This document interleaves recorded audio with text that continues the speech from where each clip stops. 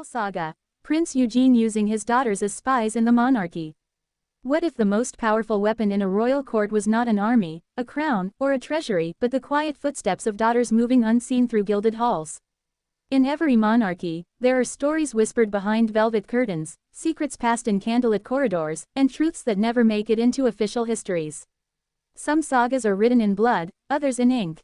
But the most dangerous are written in silence. This is one such saga. The controversial and fictionalized legend of Prince Eugene, a brilliant royal strategist whose ambition reshaped the monarchy, and whose daughters became the most unexpected instruments of power the court had ever known. This is not merely a tale of intrigue.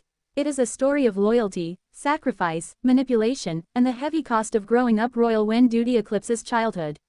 As the saga unfolds, the reader is left to decide, was Prince Eugene a visionary protector of the crown, or a calculating father who crossed a moral line no monarch should ever approach? The court that thrived on secrets. The monarchy Prince Eugene served was ancient, dazzling, and deeply unstable beneath its polished surface. On the outside, it was a realm of elaborate ceremonies, diamond-studded tiaras, and carefully choreographed appearances. Inside, it was a battlefield of whispered alliances and quiet betrayals. Every smile hid an intention. Every conversation carried weight. Foreign powers pressed at the borders. Rival noble houses plotted relentlessly. Advisors smiled during the day and schemed by night. In this environment, knowledge was survival, and ignorance was defeat. Prince Eugene understood this better than anyone. From a young age, he showed a rare gift for reading people. He listened more than he spoke, remembered every slight, and noticed what others dismissed as insignificant. By the time he rose to prominence within the royal inner circle, he had already concluded a hard truth: armies could win wars, but information decided empires. And information, in the royal court, flowed in unexpected ways. The birth of a controversial strategy. Prince Eugene was not king, but he wielded influence that often rivaled the throne itself. As a trusted royal cousin and high-ranking strategist, he had access to council chambers where the future of the monarchy was debated in hushed tones. Yet even he was excluded from certain spaces. There were rooms where only women gathered. Salons dismissed as harmless. Private chambers where queens, duchesses, and ladies-in-waiting spoke freely, assuming no man of consequence would ever hear their words repeated. Prince Eugene noticed something others ignored. Those rooms held power. While male courtiers debated policy in public halls, the true emotions of the court, jealousies, fears, shifting loyalties, were revealed in intimate, domestic spaces. And Prince Eugene had a unique connection to those spaces. He had daughters. The princesses raised in shadows. Prince Eugene's daughters were born into privilege but raised with unusual restraint. From the outside, they appeared like any other royal girls, educated in languages, music, and etiquette. But beneath the surface, their upbringing followed a different path. They were taught to observe before speaking, to remember names, tones, and inconsistencies, to understand why people said what they said, not just what they said. Lessons at the breakfast table were as strategic as those in council meetings. "Listen," Prince Eugene would say calmly. "People reveal themselves when they believe they are safe." The girls were never told they were being trained for anything dangerous. There were no explicit instructions, no talk of espionage. Instead, there were questions. Who seemed nervous today? Who avoided eye contact? Who spoke too carefully? Slowly, almost imperceptibly, Prince Eugene shaped his daughters into keen observers of human nature. And then, one day, he began to listen to them. Innocence meets influence. The genius of Prince Eugene's approach lay in its subtlety. His daughters did not sneak through secret passages or steal documents. They did not bribe servants or intercept letters. They simply existed. As young royal women, they were welcomed everywhere. Ladies spoke freely around them, assuming youth equaled harmlessness. Visiting dignitaries underestimated them. Even seasoned courtiers forgot to guard their words. At family dinners, garden walks, and embroidery circles, the daughters absorbed the emotional pulse of the monarchy. Later, in private moments, they spoke casually to their father. "Lady Marguerite seems frightened," one might say. "The Duchess is suddenly very interested in foreign visitors," another would note. The Queen was unusually silent when that name was mentioned. Prince Eugene never wrote these observations down. He simply stored them away, building a quiet map of the court's shifting loyalties. Information, gathered without force, without suspicion.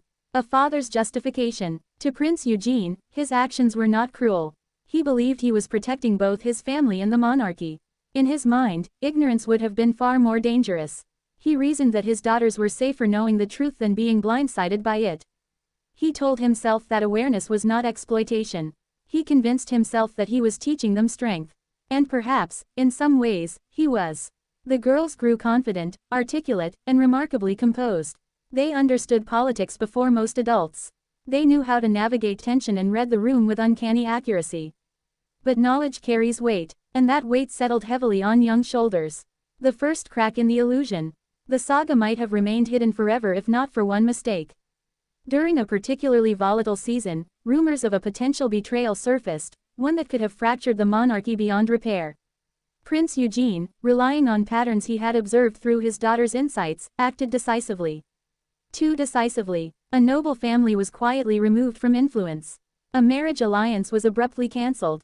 Whispers began to circulate. How had Prince Eugene known? The court, once impressed by his foresight, grew suspicious. Some began to notice the unusual presence of his daughters at pivotal social gatherings. Others recalled moments when innocent comments made around them seemed to resurface later in council decisions. A dangerous question emerged: were the daughters merely observers, or instruments? The court turns its gaze. Once suspicion takes root in a royal court, it spreads like fire. The daughters felt the change immediately. Conversations stopped when they entered rooms. Smiles tightened. Invitations quietly disappeared. For the first time, they understood that their presence carried consequences.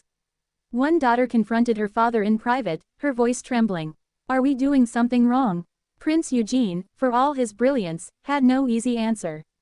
He spoke of duty, of survival, of how fragile peace truly was. He told her that history was unforgiving to those who failed to act. But even as he spoke, doubt crept in. The moral line no one agreed on. The monarchy itself was divided. Some praised Prince Eugene as a genius who had outmaneuvered enemies without spilling a drop of blood. Others condemned him as manipulative, accusing him of sacrificing his daughter's innocence for political gain. The debate extended beyond the court into whispered conversations across the realm. Was it wrong to prepare royal children for the realities of power? Or was it wrong to pretend those realities did not exist?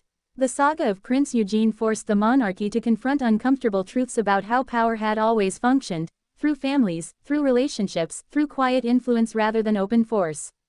The daughters' awakening. As the daughters matured, they began to see their childhood through a different lens. What once felt like simple conversations now appeared as threads in a much larger web. Each reacted differently. One embraced the role, believing that knowledge gave her agency in a world that often denied women power. Another withdrew, resentful that her childhood had been shaped by secrets she never agreed to carry. The youngest struggled most, torn between love for her father and a growing desire for a life untouched by intrigue. Their bond, once unbreakable, strained under the weight of unspoken truths. The fall and the legacy. Prince Eugene's influence eventually waned, as all power does. New figures rose. Old strategies lost their edge. The court moved on, eager to forget the uncomfortable chapter he represented. But the legacy remained. Long after his withdrawal from political life, the monarchy quietly changed. Education for royal children expanded. Awareness replaced naivete. The court became more cautious about underestimating anyone, especially young women. As for the daughters, history never recorded their full stories. Official accounts reduced them to footnotes, well-mannered princesses who married, traveled, or lived quietly. Yet in private letters and fading memories, another truth endured. They had seen the monarchy as it truly was, long before others dared to look. A saga without a clear villain. The story of Prince Eugene resists simple judgment. It is neither a tale of pure villainy nor one of heroic sacrifice. It lives in the gray space where power and family collide. Was he wrong to use his daughter's proximity to gather insight? Or was he simply honest about the realities of royal life, preparing them for a world that would have used them regardless? Perhaps the most unsettling part of the saga is not what Prince Eugene did, but how familiar his strategy feels when viewed through the lens of history. Because monarchies have always relied on relationships, proximity, and perception. Prince Eugene merely acknowledged it out loud. Why this saga still matters. Centuries later, royal watchers remain fascinated by stories like this because they reveal what official portraits hide. They remind us that behind crowns and ceremonies are human beings navigating impossible choices.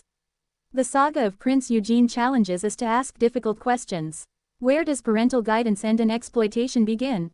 Can power ever be wielded without cost? And is innocence truly preserved by ignorance, or by preparation? These questions have no final answers. But they ensure that the legend of Prince Eugene and his daughters continues to linger in the imagination, long after the court that birthed it has faded into history. And perhaps that is the greatest legacy of all. Because in monarchy, as in life, the most powerful stories are never the ones written in law, but the ones whispered, remembered, and debated long after the truth has slipped quietly into the shadows.